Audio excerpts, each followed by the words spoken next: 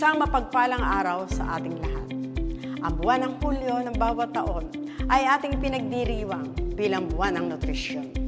Tayo ay nasa ika-50 taon ng pagdiriwang na may temang Sapipan, sama-sama sa nutrisyon sapat para sa lahat, na may layunin na iparating o ipaalam sa bawat isa ang kahalagahan ng wastong nutrisyon at pagiging aktibo dahil ang bawat buhay ay mahalaga.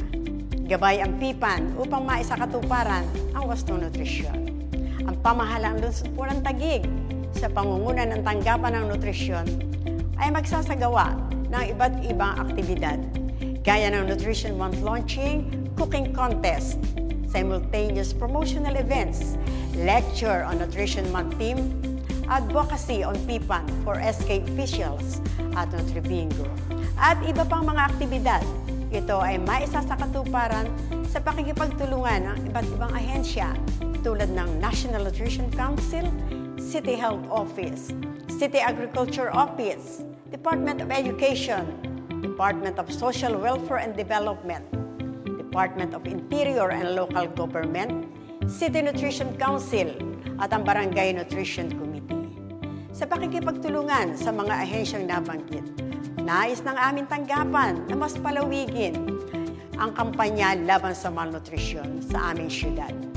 Taos-pusong pasasalamat sa National Nutrition Council at sa lahat ng ahensya na maisasagawa at matupad ang ating layunin. Ang lahat ng ito ay hindi maisasagawa kung wala ang suporta ng aming punong lungsod, Mayor Mariela Arnie L. Cayetano, Vice Mayor Arvin Ian Anit, buong City Council at City Administrator Atty. Jose Luis Montales, at maging ang suporta at pakikiisa ng mamamayang Taguigueño para sa matagumpay na pagdiriwang ng buwan na ito.